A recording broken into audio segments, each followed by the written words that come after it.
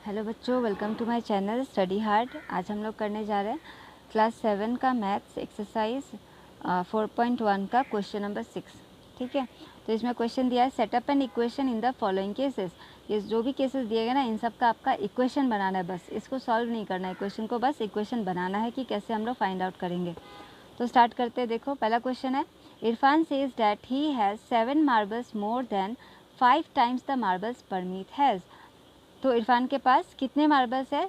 7 marble ज़्यादा है, 5 times the Parmit marble. परमित के पास जितने भी मार्बल है उसका 5 टाइम्स का के साथ 7 मार्बल्स को हम लोग प्लस कर देना होगा। ठीक है, जहाँ भी मोर रहेगा, मोर देन दिया रहेगा, वहाँ पे हम लोग प्लस करेंगे। 5 टाइम्स है तो हमेशा ये 5 टाइम्स जो होता है वो मल्टीप्लाई होता है। तो देखो यहाँ पे कैसे दिया है, इरफान का टोटल नंबर दिया है, कितना होगा? 37 है बोल के बताया marbles. Take m to be the number of Parmit's marble.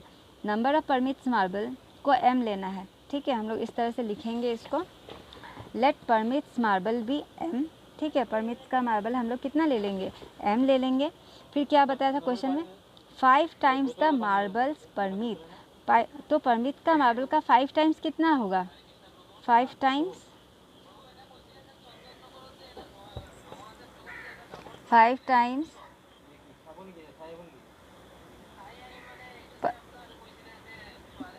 Permits marble कितना होगा?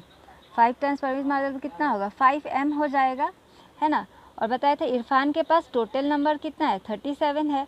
तो और कितना था यहाँ पे बताया था? 7 मार्बल्स मोर देन 5 टाइम्स। तो अकॉर्डिंग टू क्वेश्चन हम लोग लिखेंगे 5 टाइम्स कितना होगा? 5 टाइम्स प्लस 7 मार्बल्स मोर बताया ना, यहाँ पे 7 लिखेंगे क्योंकि मोर बताया इसलिए प्लस 7 इक्वल्स टू कितना होगा? 5 कितना होगा? इरफान के पास टोटल कितना था? 37। तो ये हम लोग यहाँ पे लिख देंगे। इस तरह से ये सॉल्व हो गया। नेक्स्ट क्वेश्चन है, Lakshmi's father age is 49 years old. तो लक्ष्मी का फादर का एज दिया हुआ है 49 years old.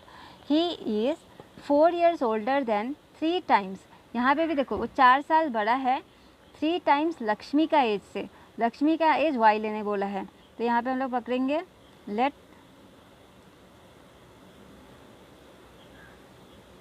Lakshmi's age be Y. फिर 3 टाइम्स लक्ष्मी से एज क्या होगा? 3 टाइम्स लक्ष्मीज एज क्या हो जाएगा? 3y। ठीक है, फिर अकॉर्डिंग टू क्वेश्चन क्या होगा? 4 ईयर्स ओल्डर देन बोला था ना, तो हम लोग यहाँ पे क्या लिखेंगे? 3y के साथ, मतलब उसका फादर का एज कितना था? लक्ष्मी का एज का 3y से 3 थ्राइस से, अगर उसमें 4 साल ज़्यादा होने से भी यहाँ पे भी हम लोग +4 करेंगे इक्वल्स टू उसके लक्ष्मी के फादर के जितना एज था। लक्ष्मी का फादर का एज कितना था?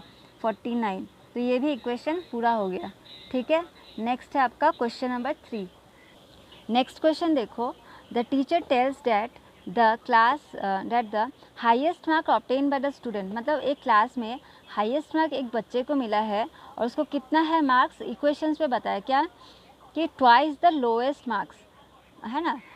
लोएस्ट मार्क्स का ट्वाइस है ना, और से 7 ज़्यादा होगा। यहाँ पे कुछ क्वेश्चन गलत हो गया शायद, ट्वाइस था। यहाँ पे देख लेते हैं एक बार क्वेश्चन। इस ट्वाइस द लोएस्ट मार्क्स +7। अच्छा, यहाँ पे प्लस लिखना भूल गए थे, यहाँ पे आपका प्लस होगा +7। ठीक है, तो बोला है कि a teacher tales that the class, कि एक क्लास में एक बच्चे को हाईएस्ट मार्क्स मिला है और उस हाईएस्ट मार्क का कितना मिला है वो बता रहे कि लोएस्ट मार्क्स से कंपेयर करके बता रहे। कैसे कि लोएस्ट मार्क जो भी है उसका ट्वाइस। तो सपोज़ यहाँ पे लोएस्ट मार्क क्या लेने बोला? टेक द लोएस्ट स्कोर भी L। सपोज़ हम लोग लोएस्ट जो स्कोर है वो हम लोग लोएस्ट स्कोर लिख लेते पहले, लोएस्ट स्कोर बी L लिया सपोज़, तो उसका कितना बोला? Twice the lowest. ट्वाइस का मतलब क्या होता है? 2 हो जाएगा, double. Twice the lowest score कितना हो जाएगा? लोएस्ट स्कोर आपका हो जाएगा 2L, है कि नहीं। और 2L देखो यहाँ से फिर से देखते हैं, the highest marks obtain bye a student in her class is twice the lowest marks. Lowest mark का ट्वाइस +7, है ना। तो अकॉर्डिंग टू क्वेश्चन क्या लिखेंगे हम लोग? ट्वाइस द लोएस्ट मार्क का 2L, उसमें कर देंगे प्लस इक्वल्स टू, देखो हाईएस्ट मार्क कितना है वो भी बता दिया है, ये किसके बराबर होगा? 87 का। तो इस तरह से हम लोग निकाल लेंगे। ठीक है, नेक्स्ट क्वेश्चन देखते हैं। In an isosceles triangle the vertex angle is twice either base angle. मतलब आपका एक आइसोसेलेस ट्रायंगल कैसा होता है, जिसका आपका टू साइड जो होता है ना, ये दोनों सेम लेंथ के होंगे। ठीक है, अगर ये दोनों सेम लेंथ के होंगे तो क्या होगा, ये दोनों भी इक्वल होगा। ठीक है, ये दोनों एंगल्स भी इक्वल होंगे। तो यहाँ पे क्या बोला है, द वर्टेक्स एंगल, वर्टेक्स कौन सा, ये एंगल कितने बराबर बोला है, is the vertex angle is twice either base angle. Base angle का, किसी एक भी बेस एंगल का ट्वाइस है। अगर मैं मान लेती हूँ ये x है तो ये मतलब ट्वाइस x होगा सपोज। तो यहाँ पे मगर x नहीं लेने बोला, यहाँ बोला आप लोग को late the base angle b लेने बोला है। तो हम लोग यहाँ पे बेस एंगल को क्या लेंगे, b लेंगे, तो ये क्या हो जाएगा, ट्वाइस b हो जाएगा, है ना। ठीक है, अगर मैं यहाँ पे हम लोग बेस एंगल, ये बेस है ना और ये एंगल है बेस पे, अगर हम लोग ये b लेंगे तो हमारा जो वर्टेक्स एंगल होगा ट्वाइस हो जाएगा, बोला ये ट्वाइस भी हो जाएगा। तो बोला है क्या फाइंड आउट करने बोला है, हाँ, remember that the sum of the angles of a triangle is 180 degree. तो इसका हमें एक इक्वेशन लिखना है। कैसे लिखेंगे हम लोग इक्वेशन, हमें पता है कि किसी भी ट्रायंगल का अगर तीनों एंगल्स हम लोग प्लस करेंगे तो हमारा 180 आएगा।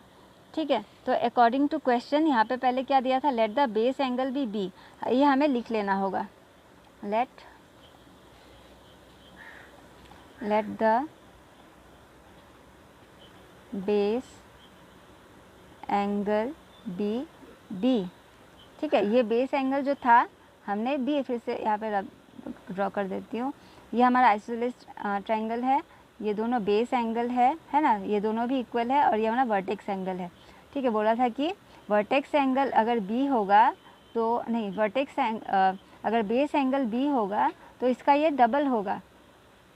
ठीक है, तो अगर ये x होगा ये ट्वाइस x होगा, अगर ये y होगा ये ट्वाइस y होगा। तो यहाँ पे मगर क्वेश्चन में b लेने बोला बेस एंगल को, अगर हम b लेंगे यहाँ पे तो ये हमारा क्या हो जाएगा, ट्वाइस b हो जाएगा।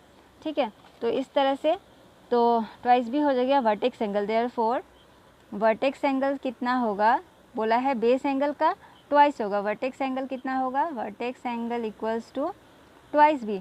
फिर अकॉर्डिंग टू क्वेश्चन हम लोग क्या लिखेंगे, तीनों एंगल्स को प्लस करेंगे, ट्वाइस b, ये अगर b है तो ये भी b होगा, क्योंकि दोनों बेस एंगल्स किसी भी आइसोसेलेस ट्रायंगल का दो बेस एंगल्स जो होते हैं ना वो दोनों इक्वल होते हैं, क्योंकि दोनों दो साइड्स इक्वल होता है ना, इसीलिए।